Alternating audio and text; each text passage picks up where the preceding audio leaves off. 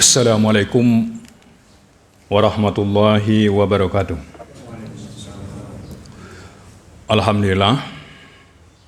Alhamdulillazi khalaqas samawati wal ard wa ja'ala zulumati wan nur tsummal ladzina kafaru bi rabbihim ya'dilun. Bersyukur pada Allah Subhanahu wa taala, tahun kini, bulan kini, saat kini kita masih diagih oleh Allah sebuah hidayah yang luar biasa sehingga awak masih bisa melaksanakan puasa Ramadan. Kemudian masih tergugah hati kita datang ke masjid dalam rangka beribadah kepada Allah Subhanahu wa taala. Sebab berbicara soal hidayah itu mahal harganya. Tidak semua orang bisa mendapatkan itu kecuali orang yang telah ditentukan oleh Allah Subhanahu wa taala. Selawat dan salam kepada Nabi besar Muhammad sallallahu alaihi wasallam. Allahumma salli ala Muhammad. Sering-seringlah dan acok-acoklah awak berselawat. Nanti di yaumil akhir, di yaumil hisab, dan kita orang nan acok membaca selawat nanti akan mendapatkan syafaat dari Rasulullah sallallahu alaihi wasallam. Ini akan mendapatkan rekomendasi. Maka perbanyaklah istighfar, perbanyaklah selawat. Allahumma sholli ala Muhammad. Kultum singke awak kini ko judulnya ciri-ciri orang mendapatkan hidayah dari Allah. Kaum muslimin yang berbahagia, berbicara soal hidayah iko mungkin tak asing leh terdengar oleh awak. Kata-kata hidayah dan petunjuk artinya iko kalimat yang lah familiar di telinga awak. Namun, apakah semua orang mendapatkan hidayah? Belum tentu. Persoalan hidayah kata Allah, "May yahdillah fahuwal muhtadi." Orang yang diagi hidayah petunjuk oleh Allah, maka itulah orang yang akan dapat petunjuk. Wa may yudlil faulaika humul khasirun. Dan orang-orang yang disesatkan oleh Allah, disesatkan oleh Allah, itu adalah orang-orang yang rugi. Banyak ayat lain berbicara may yahdillah fala mudhillalah wa may yudlil fala hadiyalah. Barang siapa yang diberi petunjuk oleh Allah, maka dia akan mendapatkan petunjuk, dan barang siapa yang mendapatkan kesesatan dan tak dulu yang bisa magih petunjuk kenya. Kaum muslimin yang berbahagia, Ramadan adalah sebuah hidayah dan rahmat bagi awak seluruh kaum muslimin, karena dipanggil untuk melaksanakan puasa di bulan Ramadan. Kita bersyukur kepada Allah adanya bulan Ramadan yang datang sekali dalam setahun. Tak lain dan tak bukan adalah untuk tazkiyatun nafs, membarasiahkan diri. Kemudian bil khusus adalah dalam rangka mencari hidayah dan mendapatkan hidayah. Ini terbukti awak datang ke masjid beribadah, solat dan puasa pada siang hari itu tak pernah diundang, tak pernah disuruh, hanya datang dengan panggilan. Itu tandanya hidayah ada dalam diri.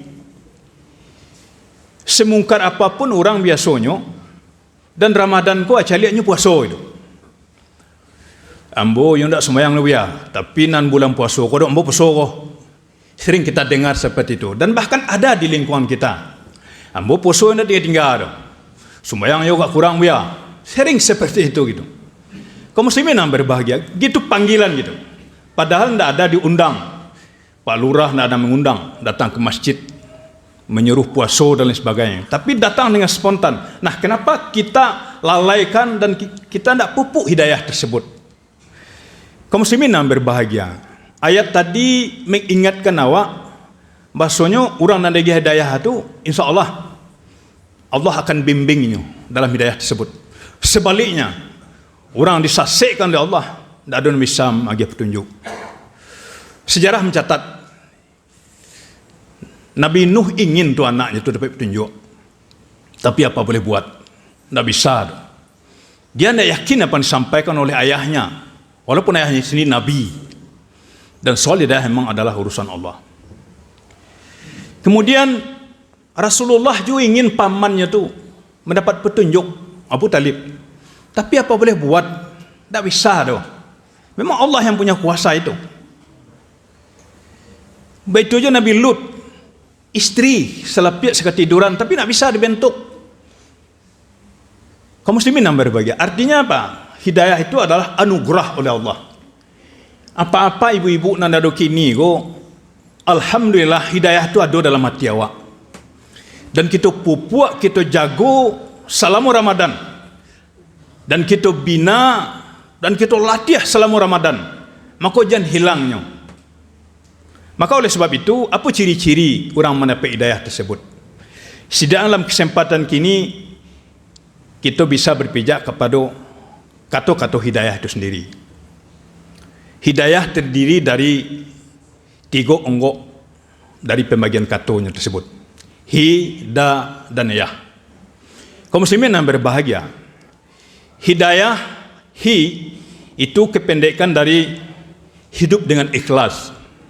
Maka ciri-ciri dari orang yang mendapat petunjuk dan mendapat hidayah tersebut adalah orangnya ikhlas dalam berbuat dan beramal.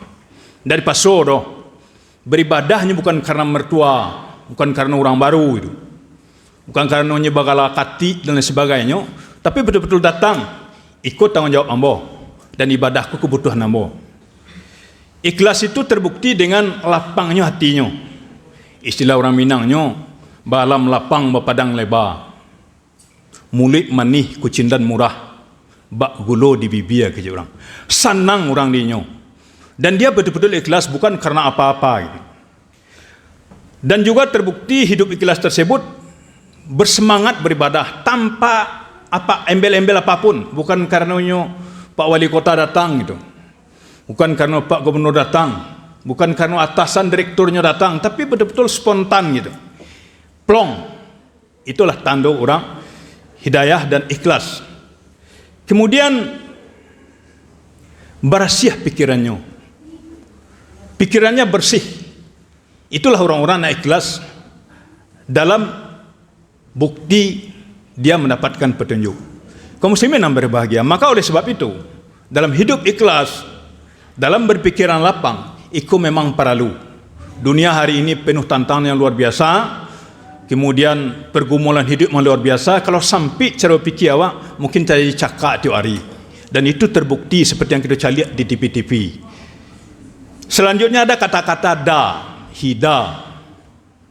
Da kependekan dari dinul akmal atau dinul kamil, sempurna agamanya, utuh, tidak setengah-setengah dong. Baradai berpikir Islam, ikhlas, jujur, sportif, bukan rekayasa gitu. Dalam kehidupannya, dalam beragama utuh, tidak setengah-setengah. Kemudian kurenahnya Islami, bukan basa-basi. Perilaku-perilakunya, perangainya adalah kurenah sesuai dengan adab-adab yang dituntun oleh Rasulullah SAW. Kaum muslimin yang berbahagia, hidup utuh dalam berislam adalah tuntutan. Maka di Ramadan ko yang kita latih ko nanti ujungnya, buktinya nanti di akhir Ramadan. La'allakum tattaqun. Itulah buktinya tuh nanti. Kemudian yang terakhir, kependekan dari hidayah, hida dan yah. Yah itu adalah yakin akan akhir hidup. Siapapun awak, segagah apapun kita, setinggi apapun pangkai, ujung-ujungnya mati. Tidak bisa yang kita banggakan. Jadi yang boleh muda dulu misalnya, misal saja lah tu. Nanti setelah ambo tua, tidak ada cerita. Persoalan mati itu urusanku, kata Allah. Tidak bisa maju seketik, tidak bisa lo mundur seketik. Maka oleh sebab itu di bulan Ramadan ini hendaknya kita jadikan semacam evaluasi, menghitung amalan masa lalu kita, dan kita evaluasi lu ada tak perubahan puasa kita nalah kita laksanakan selama mungkin 10 tahun, lah 20 tahun, lah 40 tahun, 60 tahun dan sebagainya. Ada tak perubahan? Maka oleh sebab itu kalau ada perubahan, itu berarti puasa oleh dapat. Kalau tidak ada perubahan, yakinlah wak semuanya akan dipertanggungjawabkan di hadapan Allah Subhanahu wa taala. Kalau elok, kalau banyak, insya-Allah akan mendapatkan pahala-pahala yang luar biasa, ujung-ujungnya surga. Maka oleh sebab itu tiada kata lain, di bulan Ramadan ini kita mesti sempurnakan ibadah-ibadah Ramadan awak dengan banyak beramal. Kaum muslimin yang berbahagia, maka oleh sebab itu, kalau kita betul-betul yakin nanti yaumul hisab atau hari akhir dalam kehidupan awak, setidaknya selanjutnya kita pun harus yakin bahwasanya modal utama awak nanti untuk bekal awak yang berlaku nanti di akhirat adalah amal soleh. Tidak ada yang lain dari itu. Maka oleh sebab itu kita yakin seyakin-yakinnya bahwasanya mati mengintai awak. Penutup, kami ingin sampaikan sebuah kisah pada zaman Nabi Sulaiman. Di saat Nabi Sulaiman duduk-duduk dengan jamaahnya, saat itu tuh ada pemuda di sampingnya. Di saat itu mereka duduk-duduk bersama, masuk seseorang. Masuk seseorang tadi dengan wajah yang luar biasa masamnya, bantu orang ke makan orang. Orang tadi menatap anak muda yang di samping Nabi Sulaiman tadi. Dia tatap tajam-tajam, sangat luar biasa. Anak muda tadi tercengang, dan Nabi Sulaiman memperhatikannya dan juga memperhatikan orang yang datang. Orang yang datang tersebut bertanyalah dia kepada Nabi Sulaiman, "Ya Rasulullah, siapa orang itu? Dari tadi mulai masuk dari pintu mencaliak kambo saya taruh. Dia menatapku begitu tajam, seolah-olah mau mencengkeramku." Kata pemuda tadi. Dijawab oleh Sulaiman, "Apakah engkau tidak tahu siapa yang datang?" "Tidak." Yang datang tersebut adalah malaikat maut. Pucatlah anak muda tadi.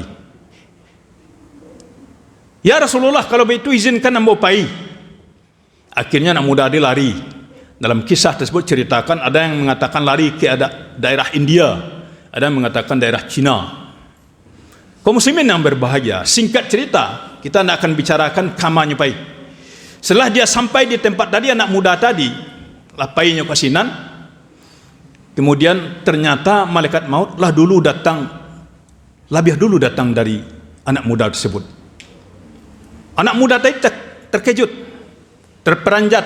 "Hei, kok kamu juga ada di sini?" Apa jawaban malaikat maut tadi?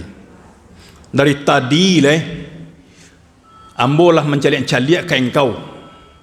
Ambo diamanahkan oleh Allah untuk mencabut nyawamu, tapi engkau tidak arif. Saya diperintah oleh Allah mencabut nyawamu di sini, di tempat ini sekarang." Kaum muslimin yang berbahagia, apa paham nanda pewa ambil? Mati datang tiba-tiba, mungkin saja sakit atau tidak. Maka Ramadan saatnya awak mengevaluasi diri dan mintalah hidayah kepada Allah. Bersujud di hadapannya, bertafakur di hadapannya, dan beristighfar sebanyak mungkin. Mudah-mudahan hidayah melekat pada hati kita. Wassalamualaikum warahmatullahi wabarakatuh.